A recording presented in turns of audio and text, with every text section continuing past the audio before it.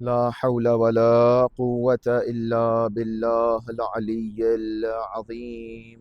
حسبنا الله ونعم الوكيل، نعم المولى ونعم النصير.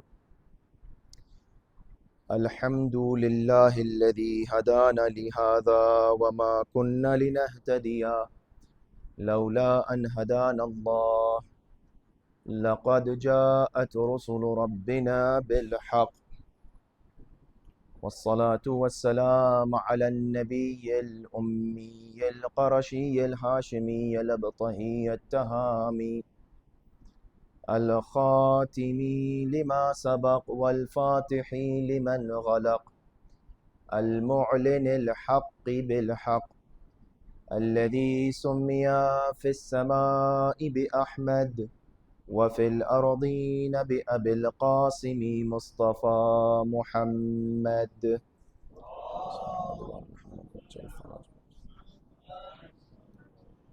وأهل بيته الطيبين الطاهرين المعصومين المظلومين، الذين أذهب الله عنهم الرجس وطهرهم تطهيرا.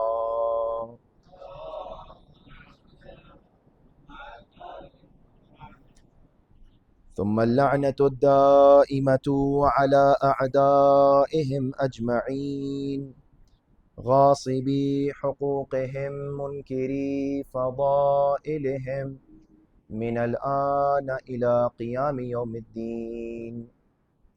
أما بعد، فقد قال الله تبارك وتعالى في القرآن المجيد والفرقان الحميد، وقوله الحق: بسم الله الرحمن الرحيم. اقرأ باسم ربك الذي خلق، خلق الإنسان من علق، اقرأ وربك الأكرم الذي علم بالقلم، علم الإنسان ما لم يعلم. صلوات اللهم صل على محمد. Let us all bless our gathering and purify our souls with a louder salawat ala Muhammad wa ali Muhammad. Salli ala Muhammad wa ali. Would like to extend felicitations to all the mu'mineen and mu'minat, and especially the Imam of our time, on this auspicious eve of Mab'ath, Laylat al-Mab'ath. There is a very important issue that I want to address tonight, but before that, let me clear one doubt which is usually asked, that what is the occasion tonight? People are sometimes confused. I see on the social media, people keep on asking, mu'mineen, they send questions, that what is actually the occasion tonight? Is it Mab'ath or is it Mi'raj? So even tonight, today afternoon, people were asking me that what is the correct occasion? What are we celebrating tonight? Is it Mab'ath or is it Mi'raj? Because usually what we see that people, when they send out messages and when they wish Mi'raj. They wish Mi'raj. They say, Mubarak to you all, the Shab-e Mi'raj. But this is a very important point that everybody needs to pay attention to. 27th of Rajab is primarily the day of Mab'ath. It is not the day of Mi'raj. Now, why am I insisting on this point? Because the Holy Prophet had lots of Mi'raj. He did not go once or twice or three times. Some of the narrations and the reports, they say 52 times. Some of them, they say 90. Some of them, they say 100. We even have a figure of 120 times the Holy Prophet had Mi'raj. Now, this Mi'raj is different and Mab'ath is different. If you want to see which one is more important and which one is supposed to be addressed, it is actually the Mab'ath which is supposed to be celebrated more than Mi'raj. Now, why am I saying this? Because Mab'ath is the source of everything. If you understand Mab'ath, you will understand Mi'raj. But if someone does not understand Mab'ath itself, cannot and can never understand Mi'raj. What is Mi'raj? Therefore, I would like to request not the mu'mineen, I would also request the scholars, the ulama who sit on the minbar, and today on the 27th or the eve of 27th of Rajab, they only talk about Mi'raj. They do not address Mab'ath, whereas Mab'ath is more important than the issue of Mi'raj. Now why? I will come to that. So there is also a dispute between the Shia scholars and the Sunni understanding. The Sunnis, they believe, our brothers, they believe that one of the nights of Ramadan is for Mab'ath. They attribute Mab'ath to one of the nights of Ramadan, 17th or 18th or 19th or 21st. These are few of the dates that they say. And but we say it is only 27th of Rajab. This is one thing that I want to make clear. Now there is a narration amongst all other, those Mi'raj that the Holy Prophet had. One of the Mi'raj was happening on the 27th of Rajab, but it was not on the same year as the year of Mab'ath. It was 10 years after the Mab'ath happened. Therefore, we need to understand very clearly that none of the Shia scholars, they believe that Mab'ath and Mi'raj happened simultaneously. Therefore, this is something that need to be clear in our minds, that Mab'ath and Mi'raj is more. What is Mab'ath? Mab'ath means the divine appointment of the Holy Prophet. He was a Nabi. There is a difference between being a Nabi and the Prophet. Nabi and Rasul. The Holy Prophet was a Nabi, but he was given this responsibility of being a Rasul at the age of 40. And that is when he announced, and this is known as Mab'ath. Therefore, but our brothers, the Sunni brothers, they do not believe in this. They believe that no, the day of Mab'ath was the starting of the prophethood, and that is when he became Nabi, where we differ with the Sunnis. Now, they say that the Mab'ath and Mi'raj and the sudden revelation of the Holy Quran, all of these things happened simultaneously on the same night. But we differ on this. We don't say this. We say that Mab'ath was different. Mi'raj happened on a different day. Yes, the sudden revelation of the Quran, which is on one of the nights of the holy month of Ramadan, which is Inna anzalnahu fi laylatul qadr. Therefore, this is a short answer to those queries that came to me, and I usually see that people are confused. Tonight, we sit here to celebrate the occasion of Mab'ath, but also one of the nights when Mi'raj happened coincides with 27th of Rajab. Now the primary Jashan or the celebration is for Mab'ath. This is very important. And these 5 ayats which I recited from Surah Al-Alaq were revealed on this specific day, which was the day of Mab'ath. The rest of the Quran kept on being revealed during different events, and the whole Quran was revealed on one of the nights of the holy month of Ramadan. Please recite salawat ala Muhammad wa ali Muhammad.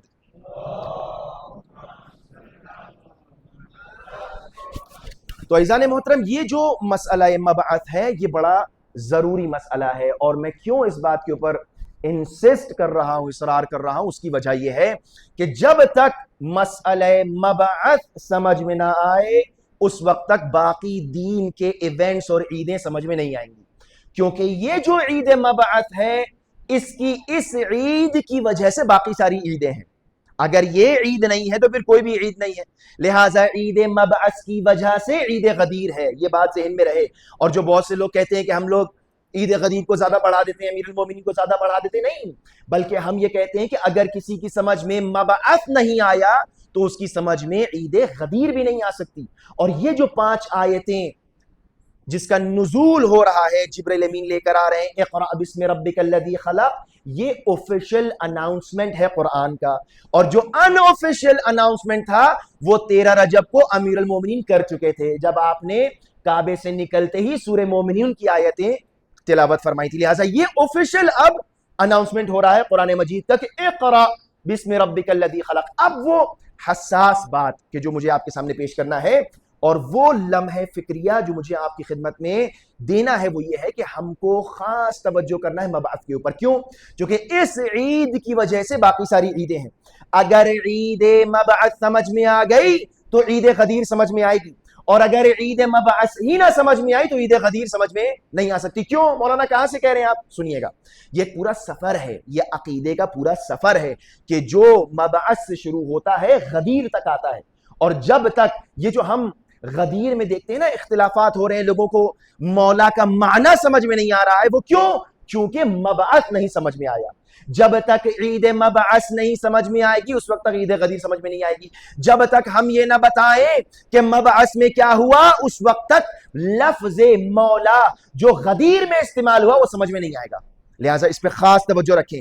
اب غدیر میں اور مبعث میں ظاہر سی بات ہے کہ عید مبعث تقدم رکھتی ہے, شرف رکھتی ہے, شرف زمانی ہے, تقدم زمانی ہے اس کے اندر. اور جتنا زیادہ شرف رسول اللہ کا امیر المؤمنین پر ہے اتنا ہی شرف عید مبعث کا غدیر پر ہے. لوگ اس پہ توجہ کریں. جو ہم پر الزام لگتا ہے کہ ہم بڑھا دیتے ہیں امیر المؤمنین کو, ہم بڑھاتے نہیں ہیں. ہم یہ کہہ رہے ہیں کہ پہلے رسول کو سمجھو, پہلے عید مبعث کو سمجھو. یہ جو اختلاف ہمارے سامنے آتا ہے کہ غدیر میں مولا کا معنی, اس کا مطلب یہ ہے تم نے عید مبعث کو نہیں سمجھا. جب تک من کنت مولا نہیں سمجھ میں آئے گا فہذا علی مولا نہیں سمجھ میں آئے گا. اور من کنت مولا کہاں سمجھ میں آئے گا؟ عید مبعث میں, جہاں پر رسول کو رسالت دی جا رہی ہے, جہاں پر رسول بنائے جا رہے ہیں. جب وہ سمجھ میں آئے گا تب یہ سمجھ میں آئے گا. اس کو خاص توجہ رکھیں. اور کیوں کبھی کبھار جان بوجھ کر, اور ہم میں اور بعض فرقے جو اسلامی ان میں فرق کیا ہے اس کو آج آپ سمجھیے گا, غور کریے گا اس کے اوپر کہ خاص یہاں پر ایک لمحہ فکریہ ہے کہ کیوں فرق ہے ہمارے درمیان اور ان کے درمیان. کیونکہ ہم نے عید مبعث کو اس طرح سمجھا جس طرح اہل بیت نے ہمیں سمجھایا. کیا ہوا عید مبعث کے دن؟ مبعث کے دن کیا ہوا؟ جب رسول اکرم مبعوث بے رسالت ہو رہے ہیں. رسول اکرم نبی ہیں, یہ غور فرمائیے گا. آپ نبی ہیں, آپ جب دنیا میں آئے تب بھی نبی تھے, اور آپ جب دنیا میں نہیں آئے تھے تب بھی نبی تھے. چونکہ ہمارا تو اعتقاد یہ ہے کہ کنت نبیا وآدم کان بین ماء وطین. رسول اکرم نبی تھے جب ابھی آدم کا پتلا بھی نہ بنا تھا. لہٰذا یہ اس بات کو غور رکھیے گا. اور کچھ باتیں میں آپ کے سامنے عرض کروں گا کہ ہمارے اور ان کے درمیان ڈفرینسز کیا ہیں. لہٰذا اب جب ہمیں سمجھنا ہوگا کہ معنی مولا کیا ہے تو ہمیں ریفر کرنا پڑے گا کہ عید مبعث میں کیا ہو رہا ہے.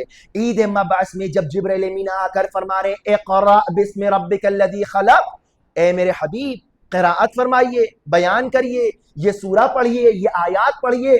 تو یہ آیات کا مطلب اور مفہوم کیا ہے یہ اس وقت سمجھ میں آئے گا کہ جب ہم حقیقت توحید سے آشنا ہوں گے, جب ہمیں مقام و منزلت نبوت کا علم ہوگا تب سمجھ میں آئے گا. لہٰذا عزیزان گرامی, جب رسول اکرم کے پاس جبرائیل امین آئے اور آنے کے بعد کہا اقرا, رسول اکرم بیان فرمائیے, تو اب ختمی مرتبت نے یہ سورہ بیان کرنا اور تلاوت کرنا شروع کیا.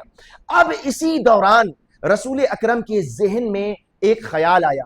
یہ روایت علامہ مجلسی بحال الانوار کی جلد نمبر 71 میں یا 72 میں اس کو نقل فرما رہے ہیں, صفحہ نمبر 109 سے 111 تک کے. فرماتے ہیں رسول اکرم کی ذہن میں خیال آیا. کیا خیال آیا؟ کہ اب میرے اوپر رسالت کا ایک بار ہے, میرے اوپر رسالت کی ایک ذمہ داری ہے. اب رسول اکرم کے ذہن میں جب یہ بات آئی تو آپ یہ غور کر رہے تھے کہیں ایسا تو نہیں ہے کہ میں جاؤں لوگوں کو نبوت بتاؤں, دین بتاؤں, اپنی رسالت پر جب عمل کرنا شروع کروں تو کہیں ایسا نہ ہو کہ لوگ مجھے ساحر کہنے لگے, لوگ مجھے جادوگر کہنے لگے, لوگ اس دین کو مذاق سمجھنے لگے. ابھی رسول اکرم کے ذہن میں یہ باتیں چل ہی رہی تھی کہ پروردگار عالم کی طرف سے وحی ہوئی کہ اے میرے حبیب آپ گھبرائیے نہیں, ہم آپ کو ایک ایسی نعمت عطا کریں گے. توجہ کریں, ہم آپ کو ایک ایسی نعمت عطا کریں گے کہ جو اکمال دین ہوگا اور اتمام نعمت ہوگا. اب یہاں پر کوئی یہ اعتراض نہ کرے کہ عید مبعث میں بھی آپ ڈھونڈ کر کہیں سے علی کو لے آئے. دیکھیں یہ بات ذہن میں رہے کہ دین اسلام کی نہ توحید بغیر علی کے مکمل ہے, نہ رسالت بغیر علی کے مکمل. لہٰذا اس بات کو ذہن میں رکھیں. اور ہر جگہ جہاں آپ توحید کی بات کریں گے وہاں علی آئیں گے, جہاں آپ رسالت کی بات کریں گے وہاں علی آئیں گے, جہاں امامت کی بات ہوگی وہاں علی آئیں گے ہی آئیں گے. رسول اکرم کے ذہن میں خیال آیا کہ کہیں ایسا نہ ہو کہ یہ مشرکین, یہ کفار میری اس بات کو سنجیدگی سے نہ لیں. تو اسی وقت پروردگار عالم نے وحی کی, اے میرے حبیب آپ گھبرائیں نہ, ہم آپ کو ایک ایسی نعمت دیں گے کہ اس نعمت کے بعد آپ کو اطمینان حاصل ہوگا. رسول اکرم نے سوال کیا یا رسول اللہ وہ کون سی نعمت ہوگی؟ کہا ہم آپ کو ایک ناصر اور مددگار دیں گے، ہم آپ کو ایک وسیع اور ولی عطا کریں گے، اور وہ علی ابن ابی طالب ہوں گے۔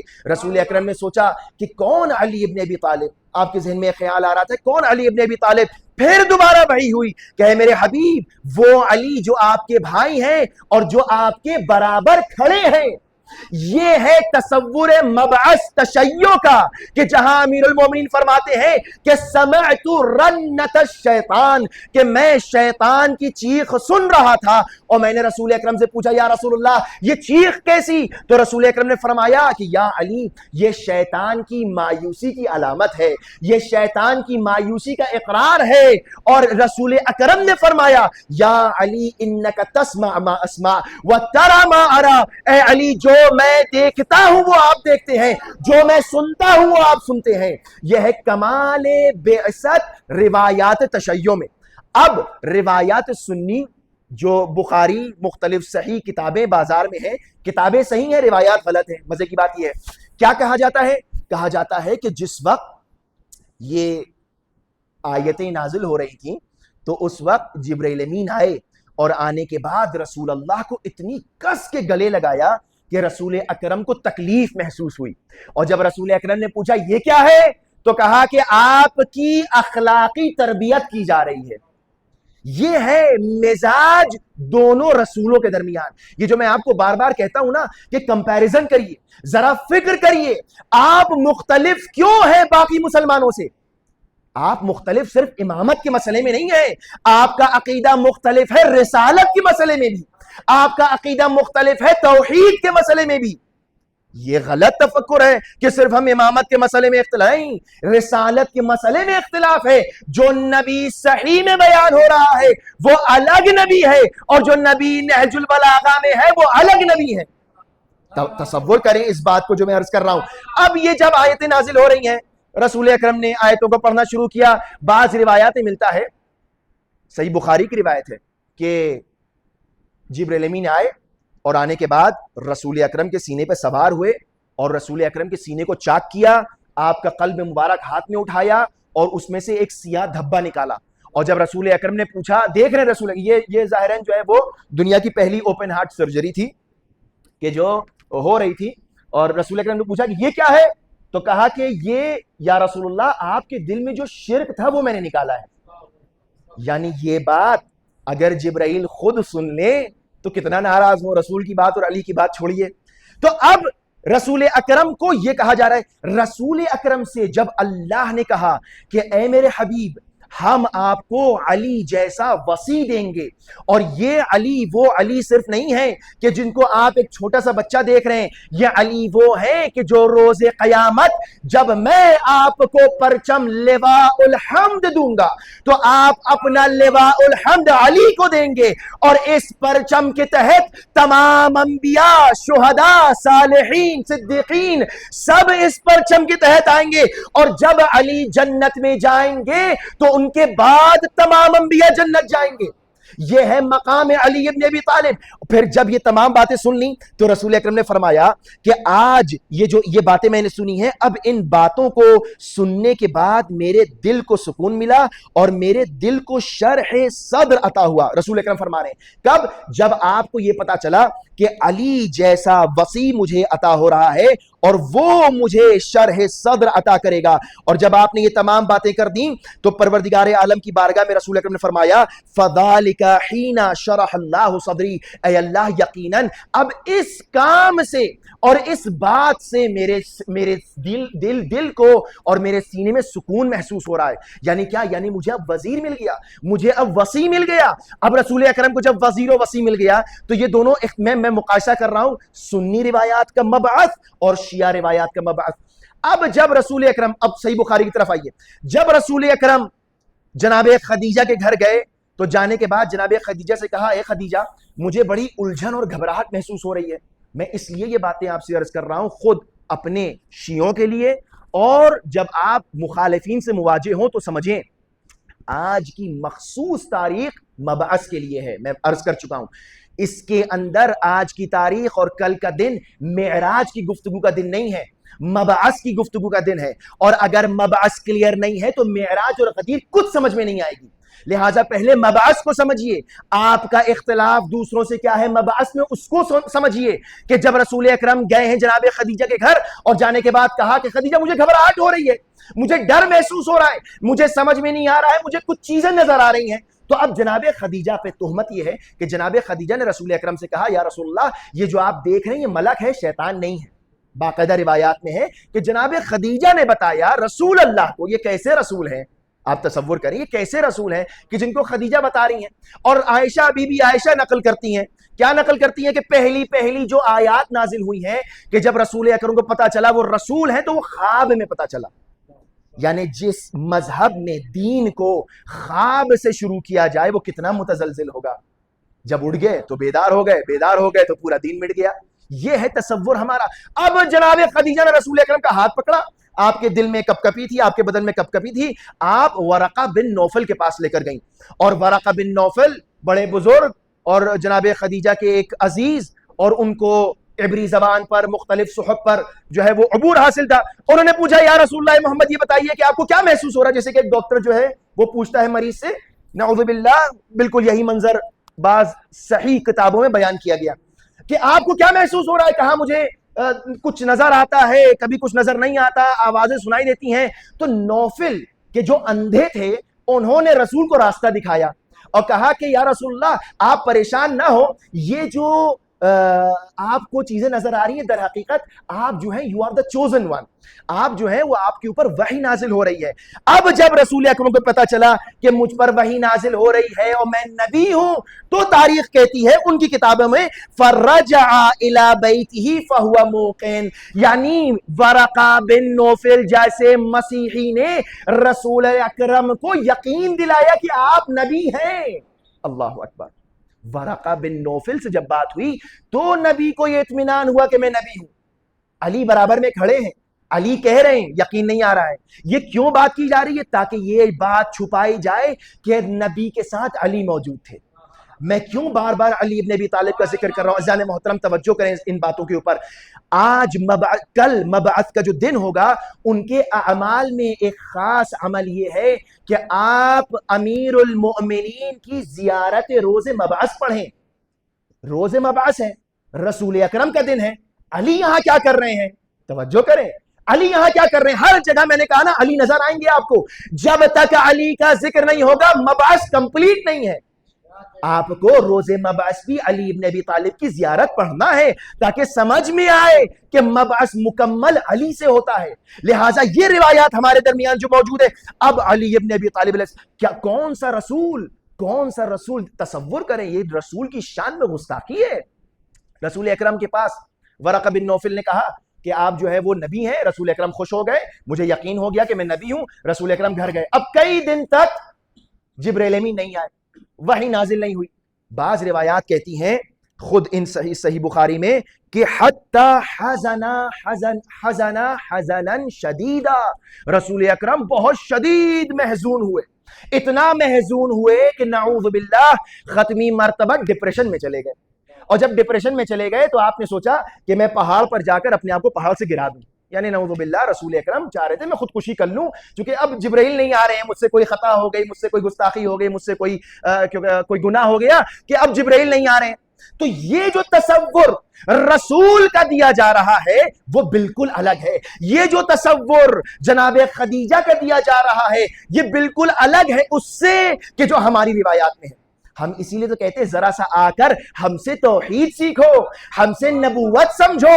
آپ کہتے ہیں آپ نے علی کو بڑھا دیا، ابھی ہم نے علی کو بیان ہی کہاں کیا. ہاں علی ابن ابی طالب کو بیان ہی کہاں کیا. ہاں رسول اکرم نے فرمایا اے علی اگر میں بیان کر دیتا تو لوگ آپ کے بارے میں وہ کہتے جو عیسیٰ ابن مریم کے بارے میں کہتے ہیں. یا رسول اللہ ابھی آپ نے بیان نہ کیا اور کچھ نصیری ہو گئے. اللہ اکبر. ابھی آپ نے بیان نہیں کیا اور کچھ نصیری ہو گئے. اگر بیان کر دیتے تو کیا ہو جاتا. میں ایک جملہ کہوں آپ سے، پتہ نہیں آپ میں سے کتنے لوگ اس کو سمجھیں گے. اصل توحید واقعا تشیع سے سیکھیں. ہمارے پاس علی، یہ ہماری توحید کیا ہے؟ توحید کی مضبوطی کیا ہے؟ علی ابن ابی طالب جیسے امام کے ہوتے ہوئے ہم اللہ کی عبادت کر رہے ہیں، اس سے بڑھ کے توحید کیا ہے؟ آپ توجہ کریں. علی، ہاں،